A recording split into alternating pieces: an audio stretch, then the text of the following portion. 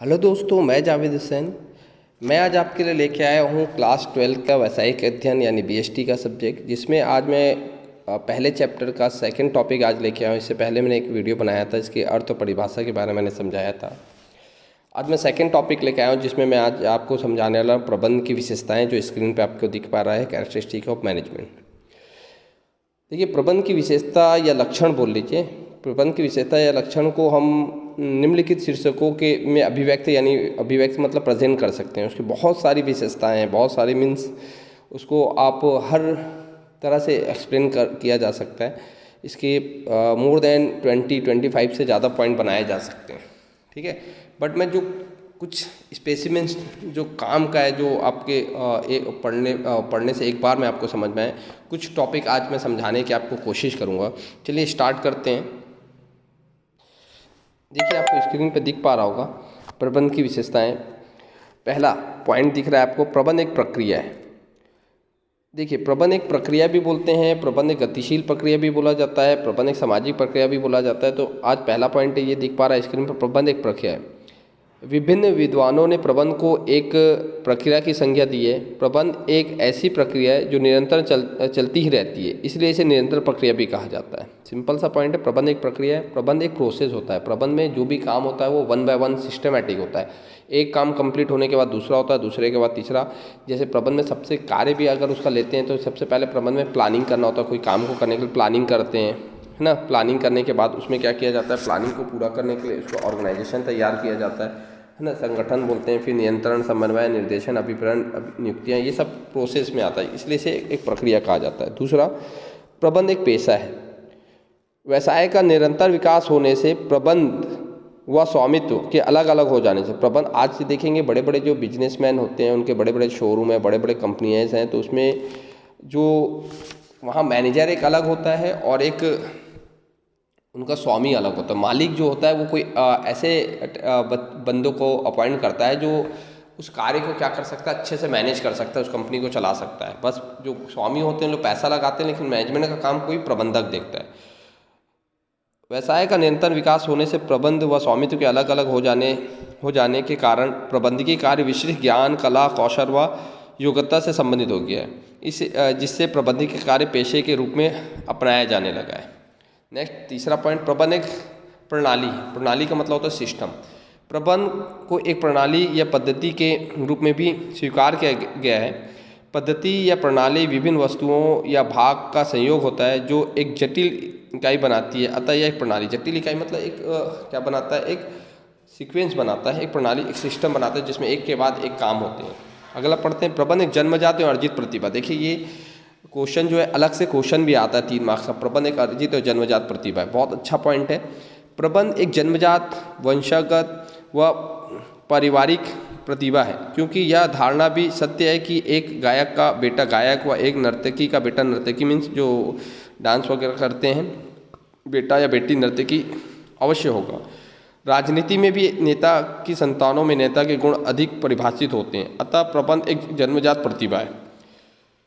इसी प्रकार प्रबंध को एक अर्जित प्रतिभा भी कहते हैं, क्योंकि प्रबंध का कार्य को सीखने के लिए विभिन्न संस्थानें स्थापित की जा चुकी है ना, जैसे कि IIMs हो गए, IIM हो है, और नेशनल इंस्टीट्यूट ऑफ मैनेजमेंट है, जिसमें आज ऐसे व्यक्ति भी मैनेजमेंट का कार्य कर सकता है जिसके खानदान में दूर दूर तक लोग उससे रिलेटेड नहीं हो। ऐसा व्यक्ति भी मैनेजर का काम कर सकता है, ऐसा व्यक्ति भी डॉक्टर बन सकता है, ऐसा व्यक्ति भी इंजीनियर बन सकता है जिसके फैमिली बैकग्राउंड में इन सब की पढ़ाई कोई नहीं किया होगा। आज ऐसा बच्चा जो उनके ख़ानदान में ये सब नहीं है, लेकिन वो पढ़ के भी वो चीज़ों को ज्ञान कर लेकर और उसमें आगे बढ़ सकता है।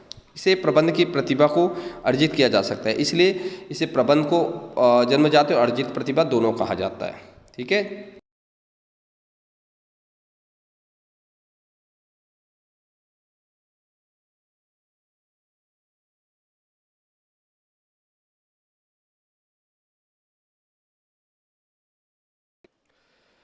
आपको स्क्रीन पे दिख रहा है, प्रबंध कला एवं विज्ञान दोनों है। प्रबंध में कला से संबंधित समस्त गुण विद्यमान होते हैं, अतः प्रबंध एक कला है। इसी प्रकार विज्ञान के अधिकांश गुण प्रबंध में दृष्टिगोचर होते हैं, अतः यह विज्ञान भी, अतः यह प्रबंध, यह कला एवं विज्ञान दोनों है। छठवां पॉइंट, सार्वभौमिक। सार्वभौमिक प्रबंध सार्वभौमिक है, सार्वभौमिक बोल लो, सर्वव्यापी बोल लो, है ना, सबका एक ही मतलब। प्रबंध जो होता है सार्वभौमिक भी होता है, सर्वव्यापी भी बोल लो, है ना। मतलब इसका मतलब होता है क्या, सर्वव्यापी या का मतलब होता है, सार्वभौमिक का मतलब होता है जो प्रबंध हर जगह व्याप्त होता है। देखिए स्क्रीन पे देख पा रहे हैं, प्रबंध घर में, स्कूल में, संगठन में,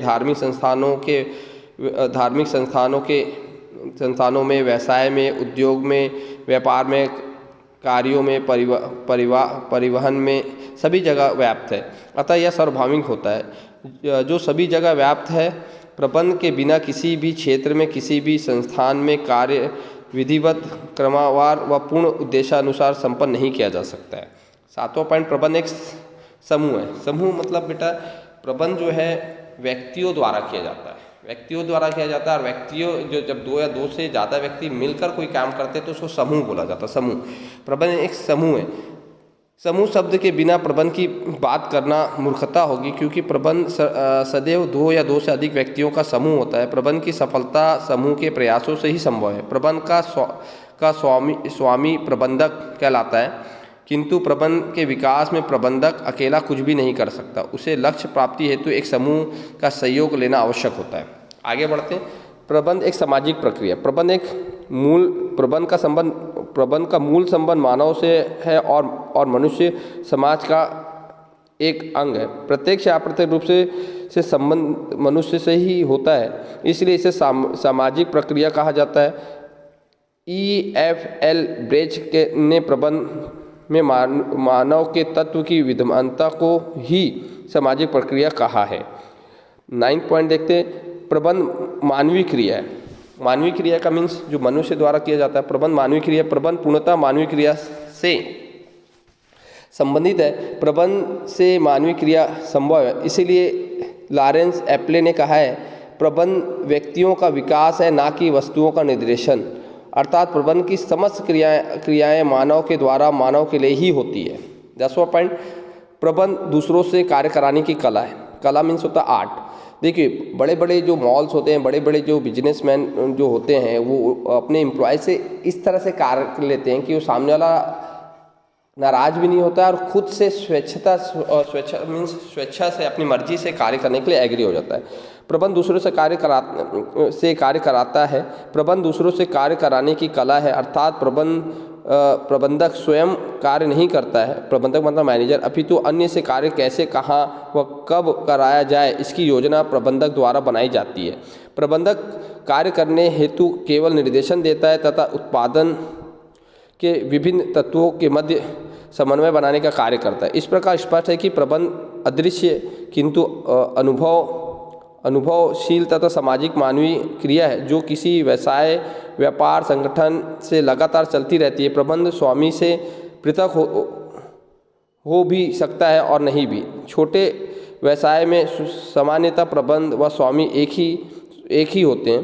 प्रबंधक और स्वामी एक ही होते हैं। प्रबंध एक ऐसा कार्य तत्व है जो सभी स्तर व स्थान पर पाया जाता है। 11वां पॉइंट, प्रबंध अदृश्य होता है। प्रबंध को देखा नहीं जा सकता है, अपितु प्रबंध के कार्यों के आधार पर प्रबंध है या नहीं केवल अनुभव किया जा सकता है। किसी उपक्रम में अच्छा प्रबंध है या नहीं केवल इस बात से अनुभव किया जा सकता है कि वहाँ से संबंधित उपभोक्ता, कर्मचारी, अंशधारी, स्वामी व समाज तथा सरकार सभी संतुष्ट है या नहीं।